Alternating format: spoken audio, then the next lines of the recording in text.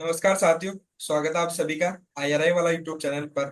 और the IRI वाला show के फिफ्थ एपिसोड में आज हमारे साथ मौजूद है मधुरिमा दास। मधुरिमा दास ने आईसीआर जेआरएफ 2024 में ऑल इंडिया रैंक 1 हासिल किया है एग्रोनॉमी सब्जेक्ट में। और हाल ही में इन्हें आईआरआई न्यू दिल्ली में एडमिशन मिला है। तो मैं सबसे पहले आपसे जानना चाहूंगा कि आप अपने बारे में थोड़ा हमारे दर्शकों को बताइए। Hello everyone, myself Madhurima Das. I'm from Alipurdwar, West Bengal. I have completed my graduation from Bidhan Chandra Krishi Vishwavidyalaya, and thank you to IRI Valla to give me this opportunity to introduce myself.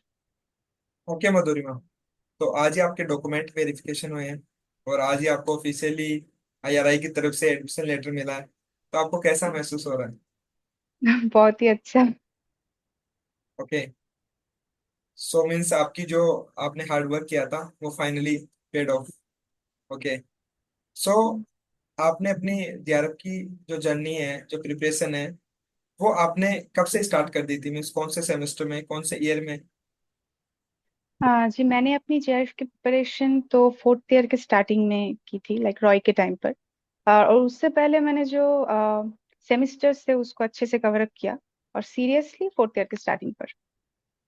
Means पहले आपने जो basics है वो आपने semester में clear कर लिए थे, बट जी हाँ। सीरियसली एग्रोनॉमी सब्जेक्ट को लेकर आपने अपने फोर्थ ईयर से स्टार्ट किया प्रिपरेशन। ओके। जी हाँ। सो आपकी कौन कौन सी बुक लिस्ट थी जिसको आपने फॉलो किया अपनी डीआरएफ एग्रोनॉमी की प्रिपरेशन में? तो first one is the obviously Reddy Reddy and SR Reddy, वो तो पढ़ना ही होगा। और उसको कंप्लीट करने के बाद मैंने like R S Meena book तो बहुत ही इंपॉर्टेंट है, उसको तो कवर अप करना ही चाहिए। और उसके बाद अगर सॉइल साइंस की बात करूँ तो मैंने सॉइल साइंस ट्रीटीज उसको ज्यादा इंपॉर्टेंस दिया। और जो सॉइल साइंस की जो अगर कुछ ट्रीटीज में कुछ समझ नहीं आता था तो वो मैं डीके दास बेसिक से वो कंसेप्ट क्लियर कर लेती थी। और उसके बाद मैंने लाइक जनरल भी थोड़ा पढ़ा, थोड़ा बहुत जनरल भी मैंने स्टडी किया। एंड कुछ मॉक टेस्ट और कुछ टेस्ट तो मैंने दिए ही है, तो ओके। इतना ही। तो आपने रेडियन रेडी और एसआर रेडी को कितनी बार उसको मीन्स आपने रीड किया था? हाँ, तो जैसे कि मैंने बोला कि मैंने फोर्थ ईयर के स्टार्टिंग पे ही शुरू किया, तो मेरे पास उतना टाइम नहीं बचा कि मैं 3-4 बार रिवीजन करूँ। तो लाइक 1 and 2 टाइम्स मैंने वो पढ़ा है। मीन्स मैक्सिमम 1 और 2 टाइम ही आपने जो रेडियन रेडी और एसआर रेडी को पढ़ा है। उसके अलावा जी आरएस हाँ। मीना को आपने कितना टाइम दिया? जी, आर एस मीना को मैंने बहुत ज्यादा टाइम दिया है, और लाइक मैंने पूरी बुक बहुत अच्छे से कवर किया आर एस मीना का। और मुझे वो बहुत अच्छी भी लगती है कि बहुत कॉम्पैक्टली वो लिखते हैं, तो I like that. Okay. So means आपने स्पेसिफिक जैसे वेट मैनेजमेंट के लिए आपने ठेकेदार को फॉलो नहीं किया, ओनली आरएस मीना से आपने कवर किया था?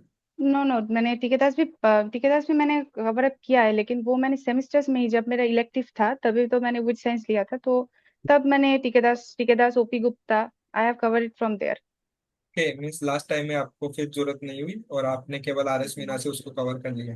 जी हाँ सर। ओके।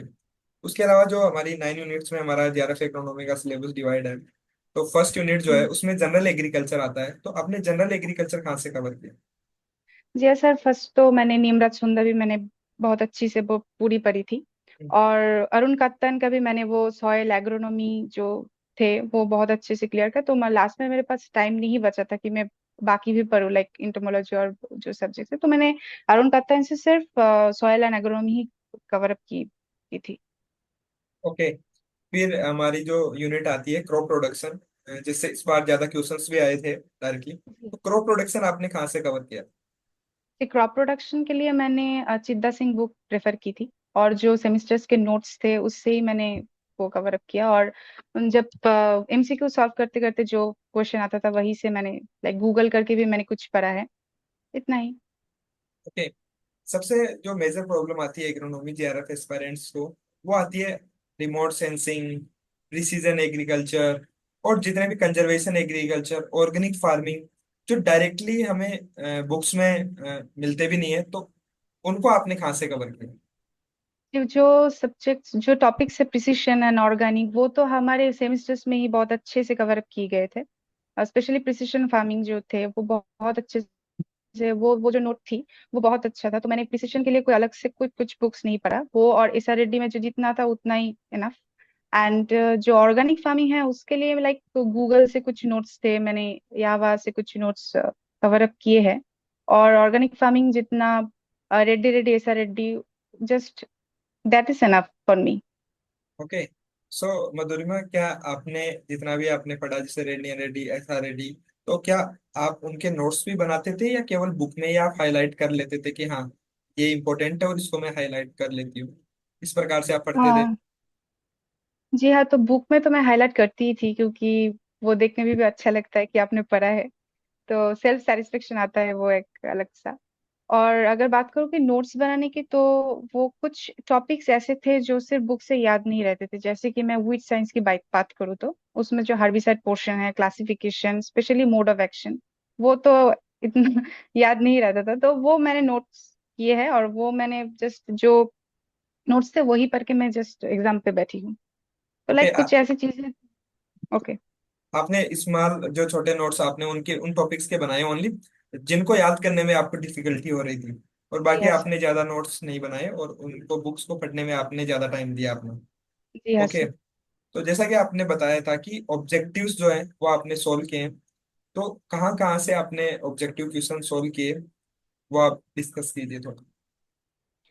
जी हाँ, तो ऑब्जेक्टिव्स के लिए तो कुछ अलग बुक मैंने ऐसे प्रेफर नहीं किया, तो एक बुक है कांतवा, वहां से मैंने एग्रोनॉमी और SRD, agronomy and soil science जो है वो मैंने कवर अप किया। और बाकी जो है वो लाइक गूगल से कुछ टाइप करके कुछ क्वेश्चंस वहां से मैंने सॉल्व किए हैं। और जो लास्ट मोमेंट में ऐसा होता है कि लास्ट 2-3 मंथ्स आपको ऐसा लगता है कि आपने कुछ नहीं पढ़ा, वो ऐसा हर स्टूडेंट को ही लगता है कि बहुत टेंशन में वो, तो वहां पर तो आप के तो मैं बोलना चाहूंगी स्पेशली कि आपने जो एक फ्री मॉक टेस्ट सीरीज वो सब स्टूडेंट्स के लिए बनाई थी, तो वो उसने मेरा कॉन्फिडेंस बहुत बूस्ट किया। और अगर और अगर सिर्फ टेस्ट सीरीज की बात करूँ, तो आई हैव सीनियर जिसने मुझे बहुत बहुत सपोर्ट किया है। लाइक मैं उनका नाम भी लेना चाहूंगी, mister Shubhamay De. He is a PhD scholar in BCKV. मैं उनसे ही सब, like he is the one, he is my inspiration. उन्होंने ही मेरे लिए सब कुछ किया है, और उन्होंने उन्होंने ही मेरे लिए सब टेस्ट वगैरह सब अरेंज कर दिया था। ओके, तो आप उनके रेगुलर गाइडेंस में रहते थे, तो वो जी आपको हाँ। जो भी क्वेश्चंस वगैरह या फिर जो भी टॉपिक्स है वो आपके साथ डिस्कस करते थे, जिससे कि जी हाँ आपकी सर। प्रिपरेशन और आपकी इम्प्रूव हुई और आपको कॉन्फिडेंस मिला। ओके। जी हाँ सर। आपने जो टेस्ट दिया था, हमारा जो फ्री मॉक टेस्ट हमने कंडक्ट कराया था, जी हाँ सर। उसमें आपकी रैंक भी अच्छी आई थी, और अच्छी रैंक आती जी है तो जो कॉन्फिडेंस है वो ऑटोमेटिक बूस्ट होता है कि हाँ, कि हाँ। हम जो प्रिपरेशन कर रहे हैं वो राइट डायरेक्शन में है। ओके। उसी के साथ हमने बुक्स की भी बात कर ली, हमने ऑब्जेक्टिव कहाँ से सॉल्व करने हैं वो भी हमने डिस्कस कर लिया। उसके अलावा जो सबसे मेन जो प्रॉब्लम आती है स्टूडेंट्स को, सेल्फ कॉन्फिडेंस की, वो आपने कैसे मेंटेन करके रखा through out your preparation journey कि हाँ मैं कर लूंगी? कभी कभी डिमोटिवेट भी लगता होगा, कभी कभी ऐसा लगता होगा कि नहीं हो पाएगा, या मेरा तो वहां पे नहीं होगा आईआरआई जैसी संस्था में, तो उसको आपने कैसे मैनेज किया? जी, वो लास्ट कुछ मंथ्स तो ऐसा बहुत डिमोटिवेशन, अपने आप में ही लगता है कि ऐसा कुछ नहीं हो सकता, और अगर नहीं हुआ तो क्या होगा, तो ऐसा तो लगता है। तो उसके लिए तो मैंने वहां पर थोड़ा टाइम, मैंने वो सोचने में टाइम बर्बाद ही नहीं किया। मैंने लाइक रोज मेरा रूटीन होता था कि मुझे आज ये कंप्लीट करना है, इस टॉपिक को आज मैं कवर अप करूंगी, तो वो मैं रोज करती थी। और जो मोटिवेशन की बात आती है, तो I think meditation is one thing जो मुझे लगता है कि सबको करना चाहिए। तो मेडिटेशन तो करना ही पड़ेगा, थोड़ा स्पिरिचुअलिटी भी जरूरी जरूरी है जिंदगी में। और वो एक तो मैं फॉलो करती थी। और ऐसे सोच के टाइम बर्बाद ही नहीं करना कि मैं मुझसे नहीं होगा, हमेशा ऐसे ही सोचना चाहिए कि या वी कैन डू इट। है। आपने बहुत अच्छी बात बताई, मेडिटेशन की आपने बात की, जो अक्सर कोई भी मोस्टली एग्रीकल्चर में हम नहीं देखते हैं कि कोई एग्रीकल्चर में आके ये बात कर रहा है कि मेडिटेशन करना चाहिए। बट बिल्कुल ये बहुत जरूरी है आज की डेली लाइफ में, हमें फिजिकल एक्टिविटी और मेडिटेशन से हमें कनेक्टेड होना बहुत जरूरी है, अगर हमें मेंटली कुछ अच्छा अचीव करना है उसके लिए। ओके। सो मधुरिमा, आपने बहुत संक्षिप्त में और बहुत शॉर्ट में अच्छी जानकारी दी, जिससे कि जो हमारे व्यूअर्स है उनको क्लियरिटी आई होगी कि आप एक साल की प्रिपरेशन में भी आप आईसीआर जेआरएफ क्रैक कर सकते हैं और आईआरआई न्यू दिल्ली में एडमिशन ले सकते हैं, बट उससे पहले आपके बेसिक्स क्लियर होने चाहिए। वो बहुत जरूरी है। जैसा कि मधुरिमा ने बताया कि उन्होंने इलेक्टिव कोर्स में वीट साइंस को ले लिया था, इसलिए उनको वीट साइंस को ज्यादा फिर उसके बाद में टाइम देने की जरूरत नहीं थी। तो इट मीन्स प्रिपरेशन केवल एक साल की नहीं होती है, आपकी 3-4 साल की प्रिपरेशन होती है, जिसमें स्टार्टिंग की जो 2-3 इयर्स होती है उसमें आपका फाउंडेशन बनता है। वो एक साल जो होती है उसमें तो आपको पूरी कंप्लीट जो है वो स्ट्रक्चर जो है वो आपको बनानी होती है, और उसी में पूरा एफर्ट लगाना होता है। तो बहुत अच्छा लगा मधुरिमा कि आपने एकदम ब्रीफली हमारे सभी व्यूवर्स को समझा दिया।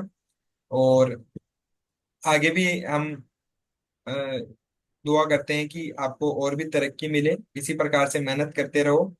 और लास्ट में एक शॉर्ट मैसेज जो आपके जूनियर्स हैं उनको आप कुछ बोलना चाहेंगे, तो आप बोलिए। तो जो जूनियर्स है जो JRF 2025 के लिए तैयारी कर रहे हैं, तो obviously all the best first of all. और घबराना नहीं है, बहुत मेहनत करनी होगी और पढ़ाई तो करनी होगी। और कुछ दिनों के लिए जो है ना, वो सोशल मीडिया एंड फोन और एडिक्शन वो थोड़ा दूर रख कर अगर आप चलोगे तो obviously success is there. And okay thank you very much. Okay. Okay okay okay. Thank you Madhurima. और थैंक यू। इसी प्रकार से आप इंस्पायर करते रहो, अपने जूनियर्स को सपोर्ट करते रहो, ताकि वो भी लाइफ में सक्सीड हो और अच्छा अचीव करें।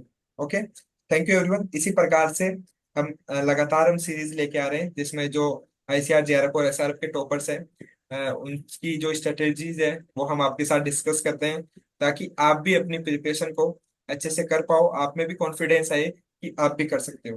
Thank you everyone, keep watching IRI वाला।